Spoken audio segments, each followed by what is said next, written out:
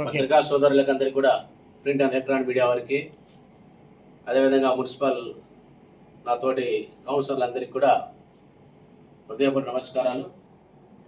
మన ప్రియతమ శాసనసభ్యులు పద్మభూషణ్ నందమూరి బాలకృష్ణ గారి నేతృత్వంలో సెలక్షన్ గ్రేడ్ మున్సిపాలిటీలో ఇవాళ అభివృద్ధి కార్యక్రమాలు జరుగుతున్న నేపథ్యంలో నూతనంగా మున్సిపల్ చైర్మన్ కావడం జరిగింది. నేను బాలయ్య గారి ఆశీస్సులతోటి ఆయన వెంటనే ఇవాళ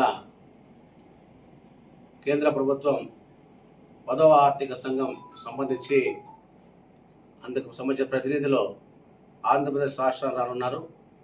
అందులో భాగంగా 16వ ఆర్థిక సంఘం సభ్యులుగా హిందూపూర్ చైర్పర్సన్గా నన్ను నియమించడం జరిగింది. రేపు తిరుపతిలో ఇందుకు సంబంధించి ఒక సమావేశాన్ని ఏర్పాటు చేయడం జరిగింది. ఈ సమావేశంలో ఆంధ్రప్రదేశ్ రాష్ట్ర మున్సిపాలిటీలో అభివృద్ధికి కానీ,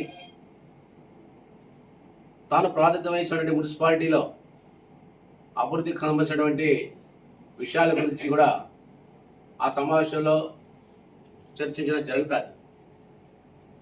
ఇంతవరకు మున్సిపాలిటీలకి ఈ ఆర్థిక సంఘాల నిధులే ప్రాణవాయువుగా పనిచేశాయి. గతంలో అనేక ఆర్థిక సంఘ ఫైనాన్స్ 12th, 13th, 14th ఈ విధంగా అనేక రకాలుగా మున్సిపాలిటీలు అభివృద్ధి చేయడం జరిగింది. అది ఎంతో పెద్ద మొత్తంలో కోట్లాది రూపాయల్లో మున్సిపాలిటీల అభివృద్ధి కోసం ఇచ్చడం జరిగింది కేంద్ర ప్రభుత్వ నిధుల్లో భాగంగా. ఇవాళ 15th ఫైనాన్స్ ముగిసి 16th ఫైనాన్స్లో అడుగుపెడుతున్న సందర్భంగా మొట్టమొదటిసారి ఆర్థిక సంఘ నిపుణులు కూడా 16వ ఆర్థిక సంఘ సభ్యులు తిరుపతిలో మొట్టమొదటి సమావేశాన్ని నిర్వహించడం జరుగుతుంది. ఇందులో దాదాపు 15 మంది మేయర్లు, చైర్పర్సన్లు ఉంటే మన సత్యసాయి జిల్లా నుంచి నన్ను ఎంపిక చేయడం జరిగింది. రాయలసీమలో 3 మాత్రమే ఈ యొక్క అవకాశం దక్కింది. ప్రియతమ శాసనసభ్యులు నందమూరి బాలకృష్ణ గారి ఆదేశాల మేరకు వారి నేతృత్వంలో మన మున్సిపాలిటీ డెవలప్మెంట్ గురించి ఆంధ్ర రాష్ట్రంలో మరి 16వ ఆర్థిక సంఘం యొక్క నిధులు ఏ రకంగా వినియోగిస్తే బాగుంటుందనే విషయం పైన రేపు జరిగే సదస్సులో మాట్లాడడానికి జరుగుతుందనే విషయాన్ని కూడా ఈ సందర్భంగా తెలియజేస్తూ, గతంలో 16వ ఆర్థిక సంఘం అనేక రకాలైనటువంటి నిబంధనలతో కూడుకొని మరి మున్సిపాలిటీ ఫండ్స్ రిలీజ్ చేశాయి. అందరూ సూచనల మేర మరి మేము ఇప్పుడు కూడా కొన్ని సూచనలు చేయదలిచినాం. రేపు గతంలో మున్సిపాలిటీలో అభివృద్ధి అంటే రోడ్ వైడింగ్ చేసుకోవాలా, రోడ్డు విస్తరణ చేసుకోవాలా. రోడ్డు విస్తరణ చేయడం మున్సిపాలిటీ అభివృద్ధి జరుగుతున్నటువంటి సంకేతం.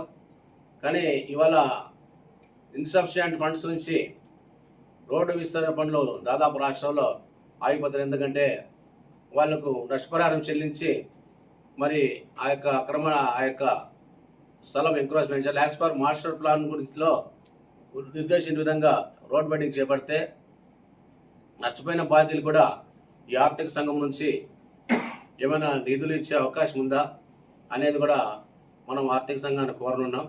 ఇలా కోరినట్లయితే చిన్న చిన్న మున్సిపాలిటీలు కూడా అభివృద్ధి జరిగే అవకాశం ఉంది. దాంతోపాటు మరి వీరుగా ఈ ప్రస్తుతం ఉన్నటువంటి ఈ యొక్క కాలుష్య వాతావరణంలో పెద్ద ఎత్తున చెట్లు పెంచే విధంగా, ప్రభుత్వ ఆస్తులు పరిరక్షించే విధంగా మరి ఎక్కడైతే ప్రభుత్వ ఆస్తులు ఉన్నాయో అక్కడ పార్కులు డెవలప్మెంట్ చేస్తూ ఎక్కడ కూడా మున్సిపల్ ఆస్తులు దురాక్రమణ కాకుండా చూసేటువంటి బాధ్యతగా ఆర్థిక సంఘం దాని కొంచెం కంచెలు ఏర్పాటు చేసి ఆస్తులు భద్రపరిచి అక్కడ పెద్ద ఎత్తున ప్లాంటేషన్ చేసేటువంటి అవకాశాలు, వెసులుబాటు ఏమన్నా ఇస్తారా అని కూడా మేము రేపు ఆర్థిక సంఘాన్ని కోరుతా ఉన్నాము. అదేవిధంగా మరి మున్సిపాలిటీల అభివృద్ధి కోసం గతంలో కన్నా ఎక్కువగా ఆర్థిక సంఘ నిధులు తెచ్చే ప్రయత్నం అయితే చేయాల్సిన బాధ్యత అయితే ఉంది అనే విషయాన్ని కూడా ఈ సందర్భంగా తెలియజేస్తూ, ఏదేమైనా కూడా మేము ఒకటి ఆలోచిస్తూ ఉన్నాం. 16వ ఆర్థిక సంఘం నుంచి పెద్ద ఎత్తున మున్సిపాలిటీకి నిధులు రాబట్టుకునే అవకాశాన్ని మనం వినియోగించుకోవాలా అని మరి కేంద్ర ప్రభుత్వ ఆ ప్రతినిధులతో కూడా మాట్లాడి మరి మున్సిపాలిటీస్కి పెద్ద ఎత్తున నిధులు తెచ్చే విధంగా సదస్సుల చర్చ జరుగుతుందని, ఈ సదస్సు లాభదాయకంగా రాష్ట్రానికి లాభదాయకంగా ఉంటుందని ఆలోచన చేశాను. ఎందుకంటే ఒక పరిపాలన పారదర్శకత కలిగిన ముఖ్యమంత్రి ఈ రాష్ట్రానికి ప్రాతినిధ్యం వహిస్తున్నారు. మరి రాష్ట్రము అభివృద్ధి పరిగెడుతున్న తరుణంలో ఆర్థికమైనటువంటి విజలబాటులు, ఆర్థికమైన సహాయ సహకారం ఉండాలి. కాబట్టి మేము ఉమ్మడి ప్రభుత్వంలో ఉన్నాం. కాబట్టి మరి కేంద్ర ప్రభుత్వం కూడా ఆంధ్ర రాష్ట్రం పైన ప్రేమ చూపించి పెద్ద ఎత్తున ఈ 16వ ఆర్థిక సంఘం ద్వారా నిధులు మంజూరు చేస్తాయని కూడా మేము ఆశిస్తున్నాం. ఆ విధంగా మన మున్సిపాలిటీస్ కూడా దానికి సంబంధించిన నివేదిక కూడా కేంద్ర ప్రభుత్వానికి కూడా సమర్పించేటువంటి ఆలోచనలు ఉంది. ఆ విధంగా మనం కూడా రేపు జరిగే సదస్సులో ఈ అన్ని విషయాలు కూడా చర్చడం జరుగుతుందనే విషయాన్ని కూడా ఈ సందర్భంగా తెలియజేస్తూ, నాకు ఈ అవకాశాన్ని కల్పించినటువంటి మా ప్రియతమ శాసనసభ్యులు పద్మభూషణ్ నందమూరి బాలకృష్ణ గారికి ప్రత్యేకమైన ధన్యవాదాలు తెలియజేస్తాను.